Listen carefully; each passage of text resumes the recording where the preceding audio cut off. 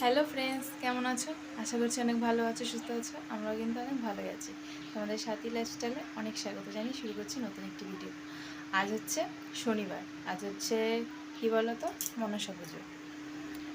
তো সেই কারণেই মনসা পুজোর জন্যই আমার মেয়ে গেছে পুজো দিতে, মেয়েকে পাঠিয়েছি। বাইরে কি রোদ দেখো। শুনেছি মনসা পূজায় নাকি বৃষ্টি হলে খুব ভালো হয়। আর হ্যাঁ, এদিকে পাখার আওয়াজটা হচ্ছে কারণ আমার ছেলেটা ঘুমিয়ে পড়েছে, ঘুমোচ্ছে। তো মেয়ে গেছে, দুধ কলা নিয়ে মেয়ে গেছে পুজো দিতে, মার ওখানে গেছে। তো ওর বাবা গিয়ে দিয়ে আসলো সকালবেলা। আর তো সেই জন্য একা একাই রয়েছি, কাজ সেরকমভাবে করতেই পারছিলাম না। বুঝতেই পারছো, ছেলে নিয়ে পারা যায় না। ও সকাল থেকেই তো নেই, সেই আমার মেয়ে চলে গেছে তখন সকাল 8টা বাজে, তখন চলে গেছে। দুধ, ওর বাবা কলা নিয়ে এসেছিলো রাত্রিবেলা, সেই কলা নিয়ে একবারে দুধ নিয়ে ওখানে চলে গেছে পুজো দিতে। তো ওকে আসতে বললাম, ও ফোন করলাম, ও এবেলায় আসবে না, বিকেলে আসবে। তো দেখি বিকালবেলা আমিও যেতে পারি। তোমাদেরকে দেখানো হয়নি, আমার বাপের বাড়ি খুবই কাছে, তোমাদেরকে গেলে দেখাবো, ঠিক আছে? তো ওদিকে বসিয়েছি ভাত, বসিয়েছি। তো সকালে খাওয়া হয়ে গেছে। সকালে ওর বাবা আগের দিন ভাত ছিল, সে ডিম ভেজে দিয়েছি, ডিম দিয়ে পেঁয়াজ লঙ্কা দিয়ে ভাত খেয়ে গেছে ওর বাবা। আর আমি খেয়েছি, আমার জন্য কচুরি এনেছিল, কচুরি খেয়েছি। এই হচ্ছে কি সকালবেলার খাবার হয়ে গেছে। আর এই দেখো কি রোদ, খুবই রোদ বাইরেটা।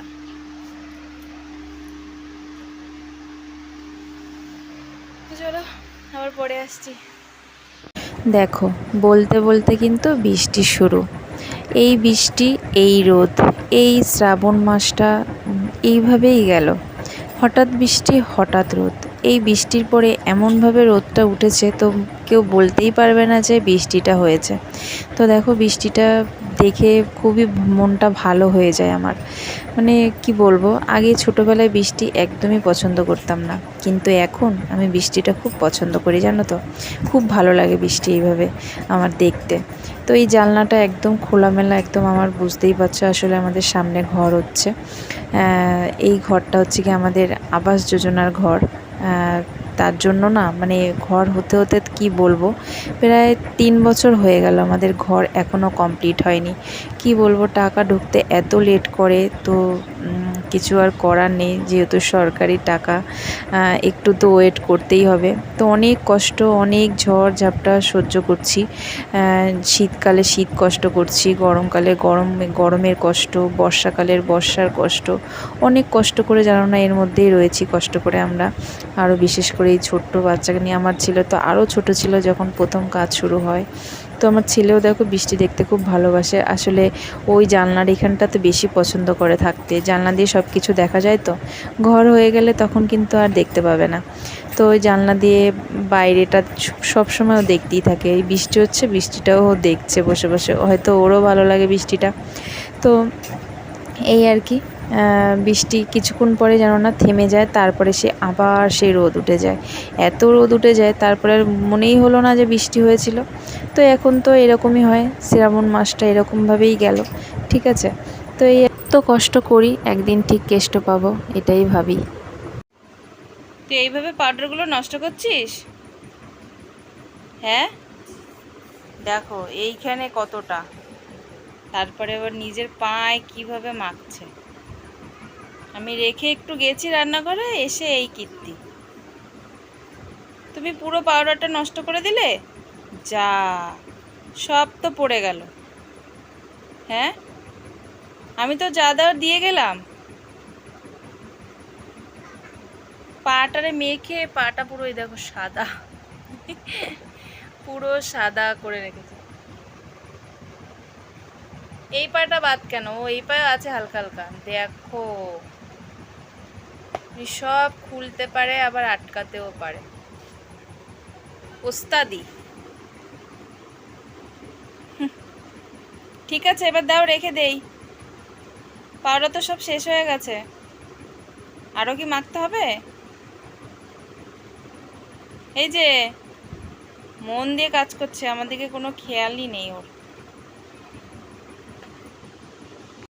তো দেখো এখন আমার ঘর থেকে এইভাবে খোলা আকাশ দেখা যায়। ঘরে বিছানাতে যখন আমি শুয়ে থাকি এইভাবে খোলা আকাশ দেখতে আমার এত ভালো লাগে। এরকম খোলা আকাশ কিন্তু দেখা যায় না, কারণ আমাদের এখন এই জানলাটা পুরো মেন গেটের মতন হয়ে গেছে তো। তো সেই কারণে আর কি দেখা যায়, জানলা দিয়ে কিন্তু সচরাচর খোলা আকাশ কিন্তু দেখা যায় না, কারণ জানলায় স্ল্যাব যেটা থাকে সেটা দেওয়া থাকে, তো সেই কারণে। আসলে এই জানলাটা ছিল আমার ঘরের ভিতরের জানলা, আমাদের সামনে একটা বারান্দা ছিল, সেই বারান্দার এই জানলাটা আর কি ছিল, সেজন্য সানসেট দেওয়া ছিল না, সেই কারণেই আসলে বারান্দাটা ভাঙা পড়েছে তো সেই জন্য। তো এইভাবেই যতদিন আছে দেখতে পারবো, তারপরে সামনে যেই ঘর হয়ে যাবে তারপরে কিন্তু আর এই আকাশটা দেখতে পারবো না। আমার এত ভালো লাগে এরকম কি বলবো, গাছপালা আকাশ এত সুন্দর লাগে দেখতে। আমি যখন এখানে ছেলেকে ঘুম পড়াই তখন আমি এরকম শুয়ে শুয়ে দেখতে থাকি, তাই তোমাদের সঙ্গে সেটাই শেয়ার করলাম। আমার কিন্তু খুব ভালো লাগে। হ্যালো ফ্রেন্ডস, এখন বাজে দুপুর গড়িয়ে এখন বিকেল হতে চললো। দেখো কটা বাজে, দেখে বুঝতেই পারছো। তো এই কিছুক্ষণ আগেই স্নান সেরে আসলাম। আসলে মেয়ে বাড়িতে নেই তো, তার জন্য যেতে পারছিলাম না। ছেলে ঘুমোচ্ছিল, তারপরে উঠে গেছে, উঠে যাওয়ার পরে ওকে চান করালাম, খাওয়ালাম। তো ওকে রেখে আমি স্নানেও যেতে পারছিলাম না। আমি এই 3:30 বাজে তখন স্নানটা সেরে আসলাম, আর স্নান সেরে 5 মিনিটের মধ্যে খাওয়া কমপ্লিট করলাম। সেরকম কিছু আর রান্নাবান্না করিনি, কারণ মেয়ে তো বাড়িতে নেই। তো দেখবে ছেলে মেয়ে যদি না খায় তাহলে রান্নার অতটা থাকে না, ইচ্ছে করে না করতে। তো সেই জন্য আর তোমাদেরকে রান্নাবান্না কিছু দেখালাম না। আমি রান্না করেছি শুধু ডাল সেদ্ধ আর ভাত করেছি, সেই দিয়েই দুটো খেলাম। তোর বাবা কিছুক্ষণ আগে আসলো বলেই আমি স্নানটা সেরে আসলাম আর চট করে দুটো খেয়ে নিলাম। তো ওর বাবা এসে প্রথমে বলল যে নেমন্তন্ন আছে, আজকে তো মনসা পুজো, নেমন্তন্ন আছে। রাস্তা থেকে আস্তে আস্তে ওকে বলেছে। তো আমাকেও প্রথমে বলছিল, তো বলল যে যাবা চলো। তো আমি শুধু বলেছি যে কখন বলেছে। বলল এই আস্তে আস্তেই বলেছে, মানে রাস্তা দিয়ে আসছিল, আসতে বলেছে। তা আমি শুনে আর কিছু বলিনি। ফট করে বলল, ফট করে আমি হ্যাঁ বা না কিন্তু কিছু বলিনি। তারপরেই ও হঠাৎ করে আর একটা বন্ধুকেও ফোন করলো, ফোন করে বলল এরকম আসছি, তুই আসবি? বললো আসছি। আমি বললাম কাকে ফোন করলে, কোথায় যাবে? বললাম একা একা যেতে কি ভালো লাগে, তাই ওকে ফোন করলাম, যাবে। মানেটা বুঝতেই পারলে তোমরা। মানে প্রথম থেকেই মানে ওদের ইচ্ছা, মানে ওর ইচ্ছা ও যাবে বন্ধুদের সাথে। তাহলে আমাকে বলার দরকারটা কি বলো? আমাকে বলার কি কোনো দরকার আছে? কোনো তো দরকার নেই। চলে গেল একা একা নেমন্তন্ন খেতে। একা না, সরি, বন্ধুদের সাথেই গেছে। তো ও চলে গেল নেমন্তন্ন খেতে, মেয়ে চলে গেল। মেয়ে তো মার বাড়িতে, মারও ওখানে নেমন্তন্ন আছে আজকে মনসা পুজো। তো আমারও ছিল মার ওখানে, আমি যাইনি। ছেলেকে নিয়ে যাওয়া সম্ভব না, আসলে ও খেতে দেবে না, বিরক্ত করবে, কোলে বসে থাকতে তো চায় না, সেই জন্য।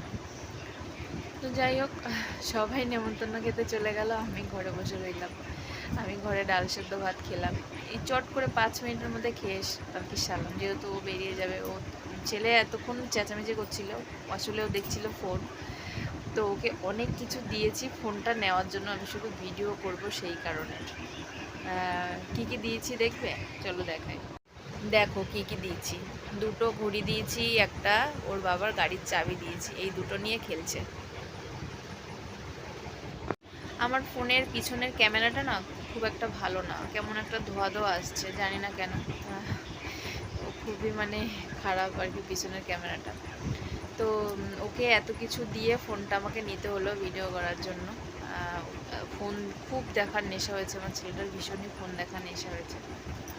তো বন্ধুরা, তোমাদেরকে আরও একটা কথা বলার, যেটা তোমরা এখনও আমার চ্যানেলে কেউ নেই। কেউ নেই বলতে কেউই নেই, আমি একা একাই বকবক করছি।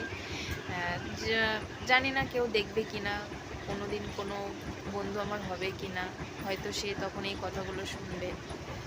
তো আমার চ্যানেলটাকে প্লিজ একটু সাবস্ক্রাইব করো। অনেক কথা বলার আছে তোমাদেরকে, অনেক গল্প করার আছে, আমার জীবনের অনেক কথা বলার আছে, তোমাদের সঙ্গে অনেক কিছু শেয়ার করতে চাই। তো তোমরা যদি আমাকে কেউ সাবস্ক্রাইব না করো তাহলে আমি কি করে বলবো, কাদেরকে কথাগুলো বলবো, সেই জন্য। তো প্লিজ আমার চ্যানেলটাকে একটু সাবস্ক্রাইব করো, আমার পাশে থাকো। তোমাদের পাশে থাকাটা আমার খুব দরকার, খুব সাপোর্ট চাই তোমাদের। তো এই আর কি, এটাই বলার ছিল। ঠিক আছে, তো চলো আজকে পর্যন্ত এইটুকুই। সত্যি বলছি তোমাদেরকে অনেক কথা বলার আছে। তোমরা একটু প্লিজ আমার পাশে থাকো। তাড়াতাড়ি করে একটু আমার চ্যানেলটাকে একটু সাবস্ক্রাইব করে দাও, ঠিক আছে? তো চলো আজকে এই পর্যন্ত ভিডিওটা থাক, আমি আর বেশি ভিডিও করতে পারছি না, মনটা খুব একটা ভালো নেই, খারাপ। ই বাবা, ঘড়িটা ভেঙে যাবে, দুটো ঘড়ি মিলে টাকাচ্ছে, দেখো দুটোই স্মার্ট ওয়াচ, দেখো দুটোই আমার মেয়ের ঘড়ি। ভেঙে দিলে দিদিভাই এসে তোমাকে পেদাবে, দেখবাখানে। ঠিক আছে, তো চলো বন্ধুরা, দেখা হচ্ছে নতুন একটা দিনে নতুন ভিডিওতে। আজকের মতো এই পর্যন্তই, দেখা হচ্ছে নেক্সট ভিডিও। ততক্ষণের জন্য তোমরা খুব ভালো থেকো, সুস্থ থেকো। এমনিতেও আমাদের এখানে খুবই একটা খারাপ ঘটনা ঘটে গেছে, এটা তো সবাই জানে, এটা বলার কিছু নেই। ঠিক আছে, তো চলো আজকের মতো টাটা।